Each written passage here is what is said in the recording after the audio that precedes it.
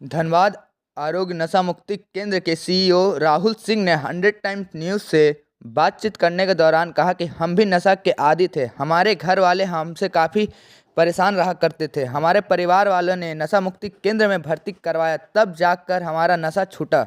उसी दिन से हमने एक संकल्प लिया कि नशा मुक्ति केंद्र समाज का निर्माण करने का प्रयास करूंगा। इस क्रम में हमारे द्वारा नशा मुक्ति केंद्र का शुरुआत किया गया। आप देख रहे हैं 100 टाइम्स न्यूज़। क्या है ना कि मैं खुद एक नशा करता था एक समय में। तो हमारे हमारे जो माता पिता हैं हमको खुद एक ले जाकर हमको रिहैब सेंटर में भर्ती किए। वो बंगाल में है। तो मैं भी ये बहुत गलत तरीके से नशा करना, अपने घर पे ध्यान नहीं देना, अपने काम धंधे पे नहीं ध्यान देना, और नशा के कारण हमारे लाइफ में बहुत तरीक़े का प्रॉब्लम आया, जिसके कारण से हमारा ज़िंदगी बहुत अस्त व्यस्त हो गया था। जिसके कारण से हमारे पिताजी देखे कि ये ऐसा सिचुएशन में आ गया कि ये बचने वाला नहीं है। तो हमारे पिता हमारे बंगाल के एक रिहैब सेंटर में ले जाके भर्ती कर दिए। वहाँ पर भर्ती करने के बाद हम वहाँ पर करीब 4 से 5 मंथ थे। भर्ती होने के बाद हमारा रिलीज़ हुआ। हमको जो बताया गया, हमको खुद से रियलाइज़ हुआ कि हम ये कर क्या रहे हैं और हमारा ये क्या हो रहा है मेरे लाइफ में। नशा के दलदल में फंसते जा रहे थे। तो बहुत सारा चीज़ रिहैब में रियलाइज़ हुआ, बहुत सारा चीज़ को हमको समझ आने लगा, जिसके वजह से हम आज नशा से दूर थे और बाहर निकले।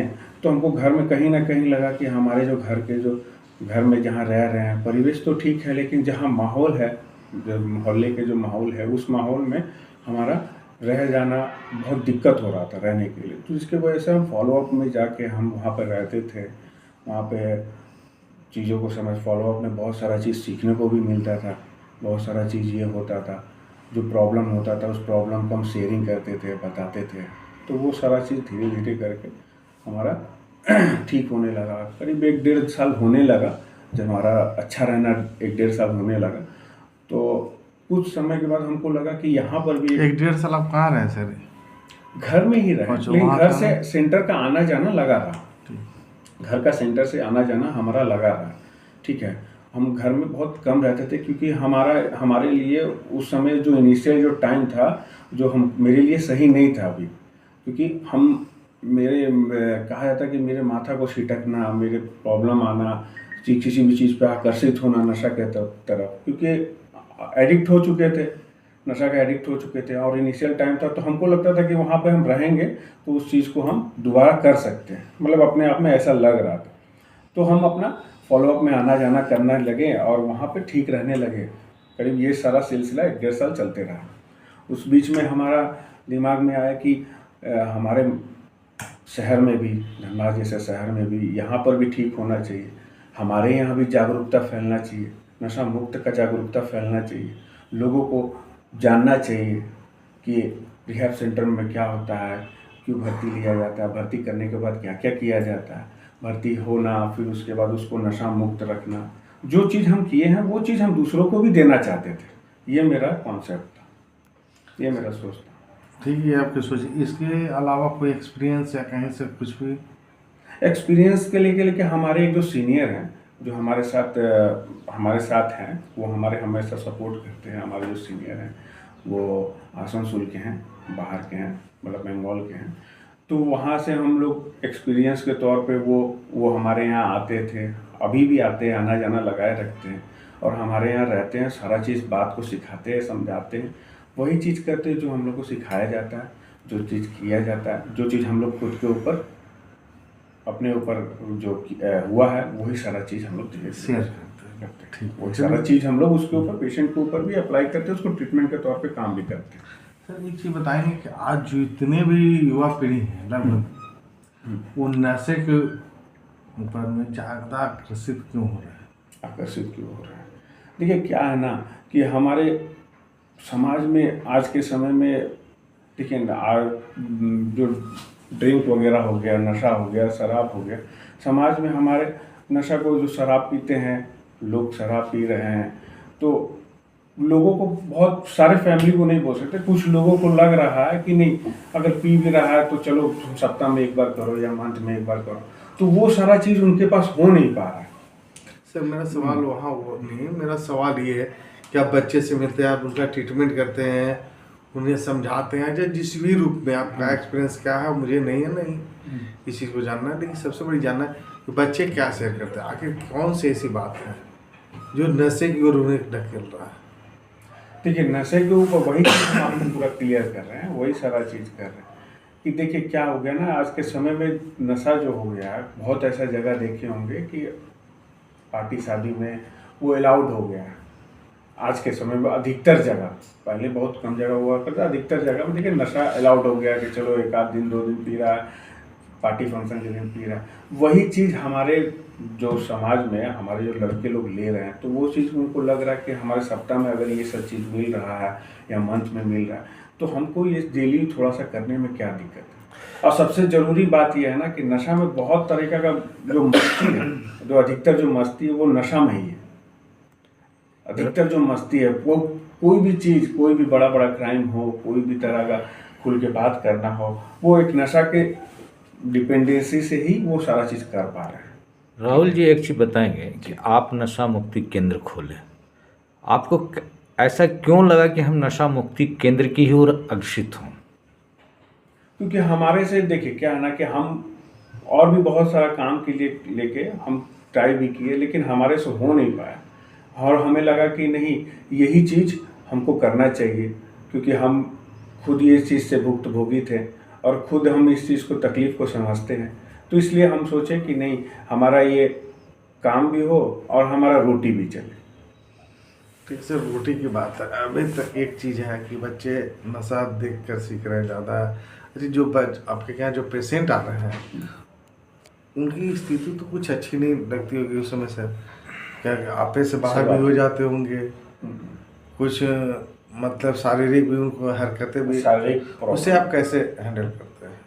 उसके लिए देखिए पहले तो हम लोग शुरुआत में जो पेशेंट को हम लोग भर्ती लेते हैं, भर्ती लेने के बाद वो सबसे पहले तो हमारा सर्वप्रथम काम बनता है उनको पहले नहला धुला के उनको बेड देना, ठीक है। फिर उसके उनका नशा, तो वो तो आते ही हमारे पास नशा में ही, नशा करके ही आते हैं, ठीक है। तो उनका सबसे पहले ज़रूरी चीज़ होता है नशा रोकना।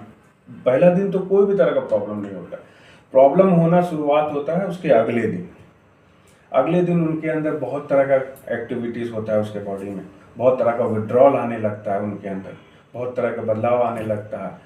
कोई पेशेंट हेलुसिनेशन में आने लगता है, बहुत सारा ऐसा पेशेंट होता है उनका प्रेशर अपर हाई अपर नीचे होने लगता है, नीचे ऊपर नीचे होने लगता है, जिसको लेके हम लोग पहले डॉक्टर से कंसल्ट करते हैं, ठीक है। डॉक्टर हमारे यहाँ साइकाट्रिस्ट डॉक्टर आती हैं, उनसे हम डॉक्टर से कंसल्ट करते हैं, डॉक्टर से बातचीत करते हैं, उनका डिटॉक्सिफिकेशन के लिए उनका तैयारी करते हैं हम।